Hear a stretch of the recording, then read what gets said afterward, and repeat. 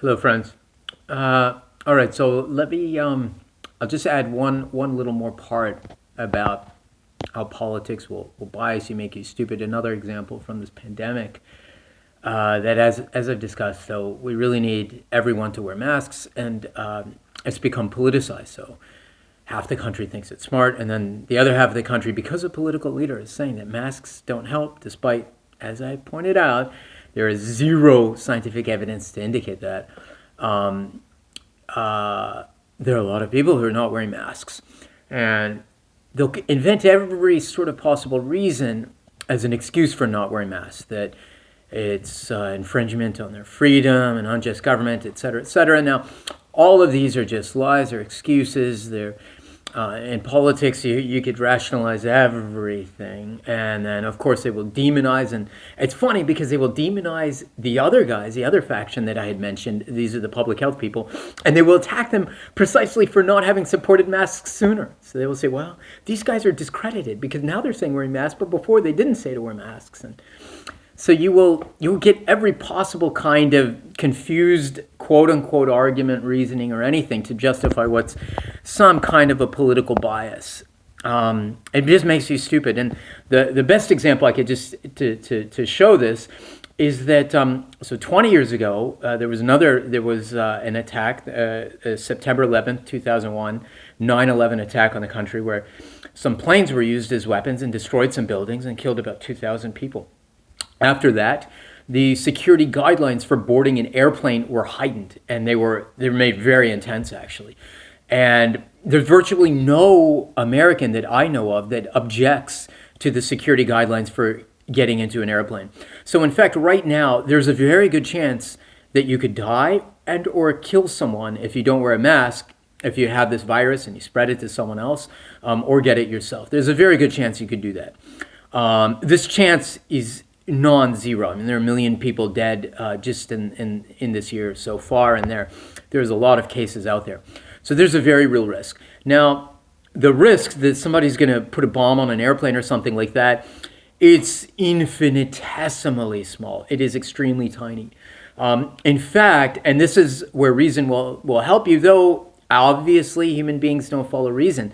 But I'm almost certain that if we remove the restrictions, or less, didn't remove all of them, but decrease the security restrictions on getting into planes, we allow people to get onto planes a lot more sooner, we would save vastly more human life than at present. I'm almost certain I'm not almost, I am 100% certain that a lot more human life has been lost because of the heightened security restrictions on getting into airplanes that were lost in 9/11 itself, those 2,000 lives.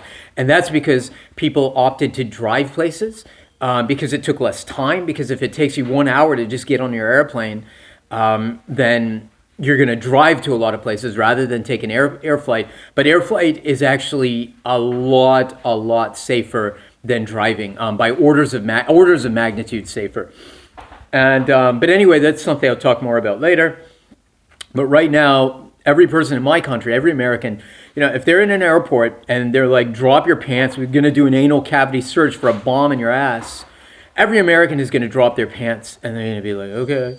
But half of Americans are going to be like, no, I'm not going to put on a mask because it's an infringement on my freedom. And even though there's a non-zero risk that I could actually kill someone, whereas the odds that you have a bomb in your shoes, we have to take off our shoes before we get on an airplane. The odds that I have a bomb in my butt, and sometimes they will do anal cavity checks. I mean, I think they check more for drugs than bombs, but God knows what they're checking for. But the odds that I have a bomb in my butt or my shoes it's vanishingly close to zero. It's as good as a pig flying out of my mouth right now.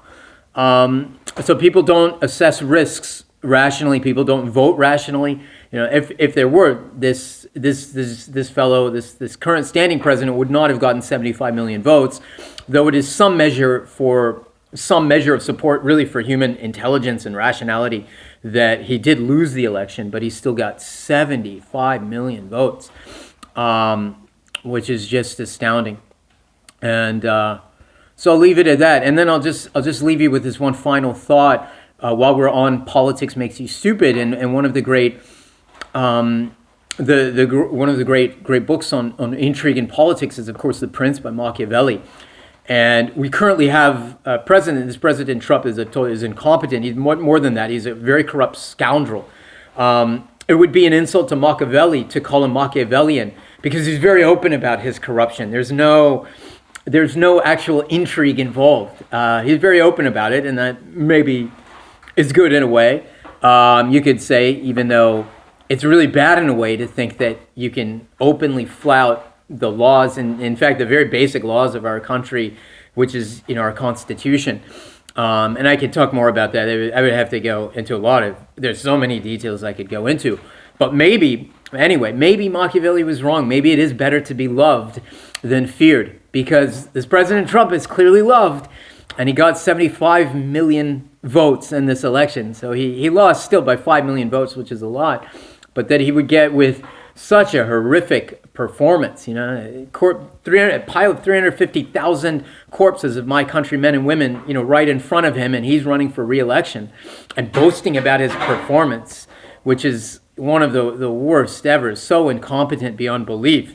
That to get 75 million votes is astounding. Maybe Machiavelli was wrong. Maybe it is better to be loved than feared. Who knows? All right, more later. Thank you, friends.